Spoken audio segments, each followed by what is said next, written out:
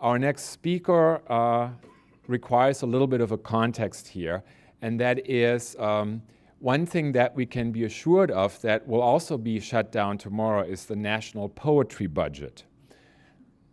Has anyone heard of the national poetry budget?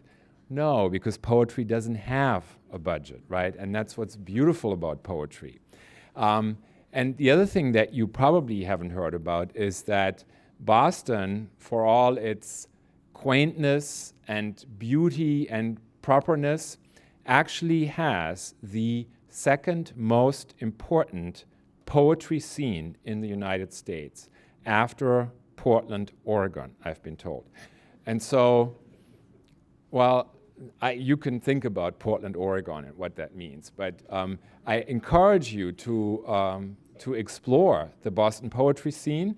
There are a number of events, there are a number of bars and restaurants that hold poetry and slam poetry events.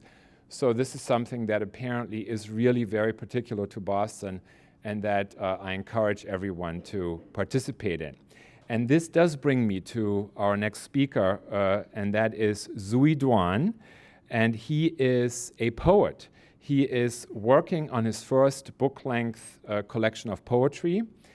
He also teaches poetry here at BU, and he is the program director of the Favorite Poem Project, which is a share site that celebrates, documents, and encourages poetry, the poetry's role in America. The Favorite Poem Project was founded by a poet laureate, Robert Pinsky, and has issued video collections of individual Americans reading their poetry. So once again, this is about accessibility and something that doesn't require a whole lot of money. And every one of you can do it. So please welcome Zoe Duan, our next speaker.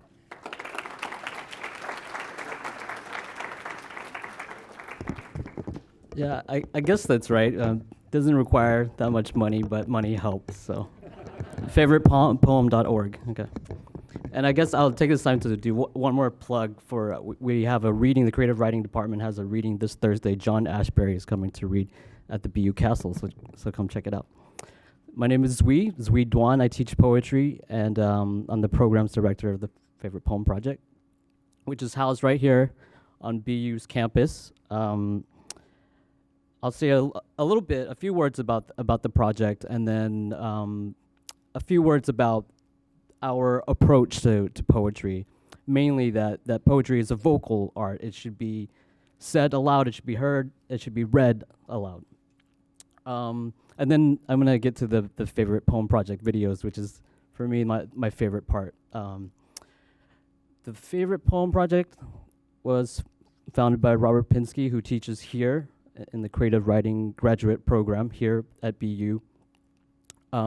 As during his time as Poet Laureate, Professor Pinsky wanted to create an archive, an audio and video archive of Americans reading and talking about their favorite poems. So kind of in the spirit of taking a look at the role of poetry in our lives, we really wanted to document this. One of the main things that came out of this project is the videos. And I'm gonna show you two today, but you can check out the rest of them on our website, favoritepoem.org, where you could also donate, of course. We have Americans, people of all ages, shapes and sizes, kind of all walks of life. An anthropologist, a glassblower reading a Frank O'Hara poem, a U.S. Marine reading a William Butler Yeats poem, a middle schooler reading Casey at the Bat, elementary school students, high school student, a high school violinist reading Emily Dickinson, a Cambodian immigrant reading Langston Hughes. These are some of my favorite videos. A construction worker from Braintree reading and talking about his favorite Walt Whitman poem. The first video I'm going to show you is a student from Mass College of Art reading a Gwendolyn Brooks poem, We Real Cool. You heard of this poem? You're cool.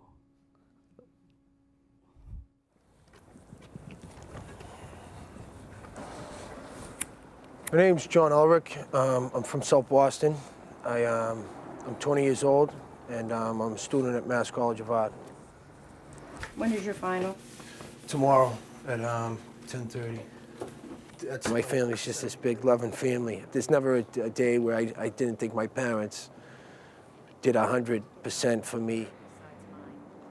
They're just amazing people. They really are. I come from a family of 8. I have 7 brothers and sisters, 4 sisters and 3 brothers. Really tight, close family. We're all a year apart. You know, I was never by myself. I always had this huge family. I could always go back, and they'd always be there with that unconditional love, you know, that never goes away. So that was what kind of saved me. I always had this huge backing, you know, that wasn't just friends, or it was blood and brothers and sisters that don't turn their backs no matter what, you know. When I was like 17, 18 years old, around like 1997,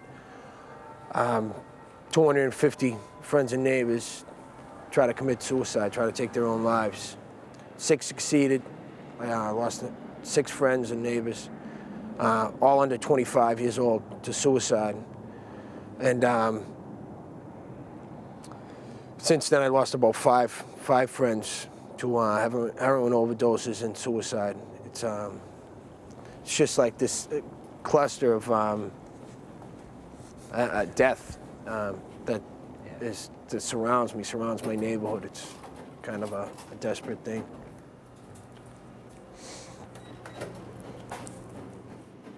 I formed a group with my girlfriend, my little sister, and a couple other friends. It's called South Boston Survivors. What we try to do is to start programs to distract young kids from life or depression, just to get their mind somewhere else, like into art or creativity, something to spark a flame in them that might redirect them from this depression, this like despair that was just flooding the streets of South Boston. We Real Cool by Gwendolyn Brooks. We real cool, we love school. We lurk late, we strike straight. We sing sin, we thin gin. We jazz June, we die soon. When I first heard We Real Cool in a poetry class in high school, and it was in the middle of the cluster of suicides and all this like despair that was going on, and it just made sense to me. It just really made sense how things started off so innocent and got so drastic so quick. You know, I remember being in high school and, you know, we were just having a good time and cutting school was innocent, and then 3 years later, a lot of those kids I went to high school aren't alive anymore, you know? It just made so much sense. It was like telling my story, a perfect picture of what was going on in my neighborhood. I don't think we ever thought we were real cool. I think it was just the whole innocence of how innocent we were, you know? We were just young, and you think you're gonna live forever, you know? You're invincible, and how quick it just snatched them up, you know? It's crazy how drugs just overcame an entire generation, my entire generation. It's crazy. We Real Cool by Gwendolyn Brooks. We real cool, we left school. We lurk late, we strike straight. We sing sin, we thin gin. We jazz June, we die soon.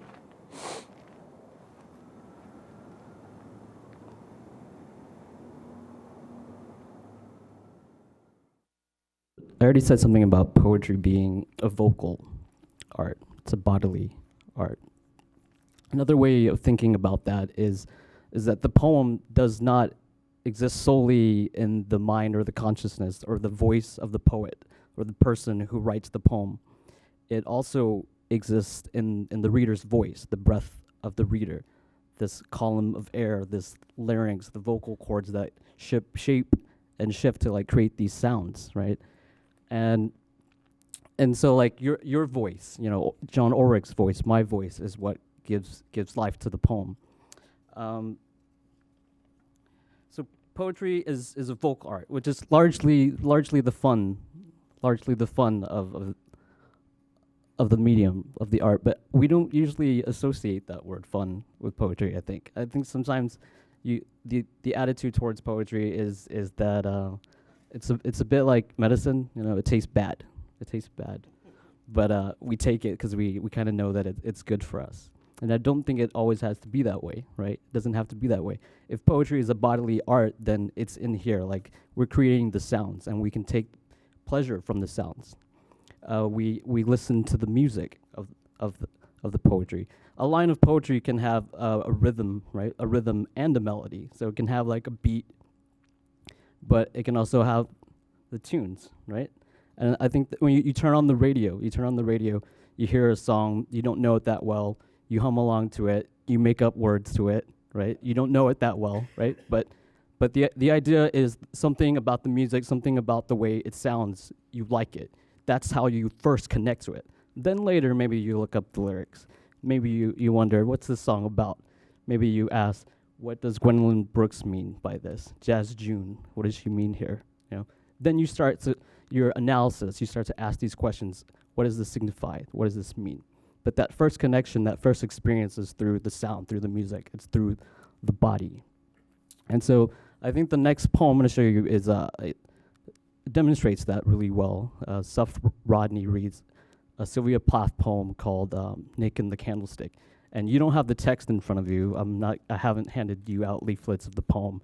I just want you to be able to listen to the music. And you mentioned karaoke, actually. I was thinking this. Karaoke is like, I do a lot of karaoke.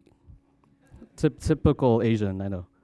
But I learn a lot of lyrics that way, too. I'm like, I didn't realize she's saying that here. You know, I didn't realize this is what this song is about. This song's kind of offensive. Probably shouldn't sing it anymore. But that's the idea. You're connecting to the music. So next one.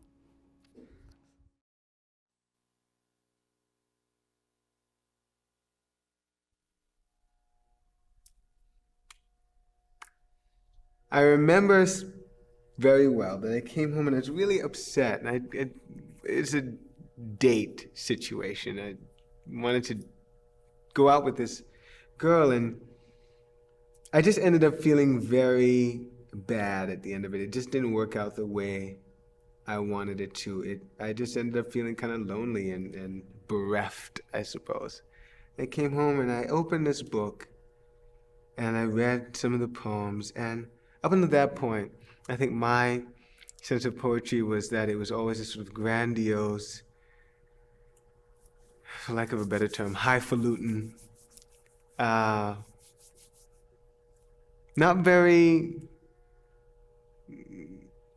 real way of using language. And I looked at this stuff and I could not believe it. It was light years beyond anything else I'd ever read. It was powerful, it was rough, it was bitter, it was caustic, it was at the same time really urgent about a need for love. I was amazed that here's a woman who was from a very well-heeled New England existence, and the stuff that she wrote really spoke to me. A man, a Jamaican immigrant. I mean, you could hardly get two people in the world more distant in terms of socioeconomic, intellectual, and religious realities. But she spoke to me. She spoke to me. She spoke, it seems, directly to my life. And because of that, I've always loved her work. And I think in some ways her work was sort of an entree for me into the larger world of art. And I think when I started looking at other poets and started looking at the world of visual art, it was because of Plath. I think that you can have deep, profound, transformative experiences, but in a quiet setting. And I think actually the quiet setting And I think of this in terms of my lighting, creating this kind of emotional hush. It's a place where the viewer can come to and gain access to these other places.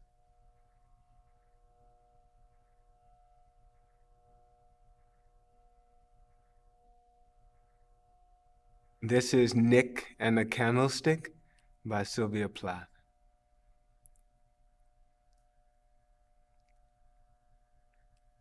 I am a miner, the light burns blue. Waxy stalactites drip and thicken. Tears, the earthen womb exudes from its dead boredom. Black bat airs wrap me, raggy shawls, cold homicides.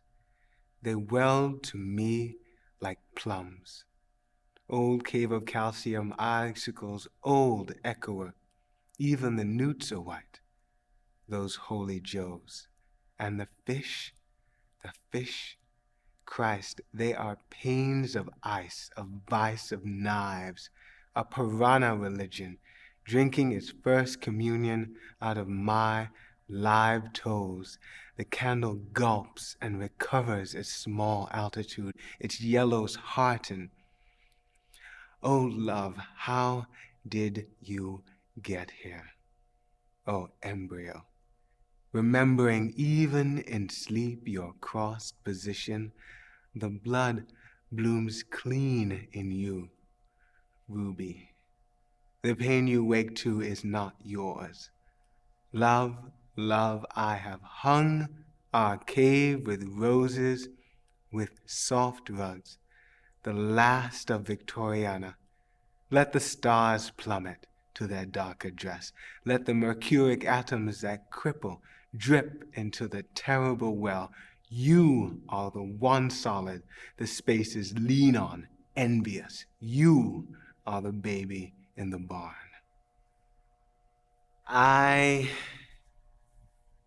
love this poem because it's crazy, because it's headlong, it's brutal, it goes all over the place, and it does not proceed rationally. I mean, the first line is, I am a miner and the light burns blue. You're a miner? And what blue light? What are you talking about? And the last line is like this gift from the gods. I love what he says there. It's crazy. He doesn't proceed rationally. And what blue light, right? What blue light? I mean, at that point, he's not really worried about it. It's already gotten into him. So I think that I only have time for like a couple of questions, but I do challenge you to just go check out that poem. So many great poems are crafted for the music too, and we should remember that. So.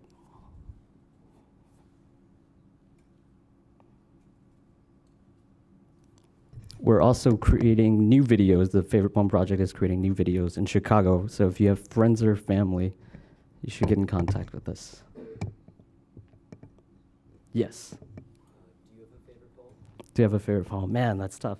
I have a lot of favorite poems. One of my favorite poems is I have a Robert Lowell. I would challenge you to look up a Robert Lowell poem.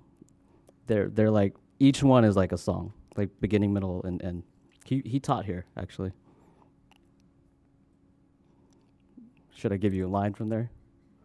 The clapboard is old red schoolhouse red. I remember seeing this line and not knowing how to read it, and then hearing him say it. The clapboard is old red schoolhouse red, and I just kind of fell in love with that line. All right. Thank you so much.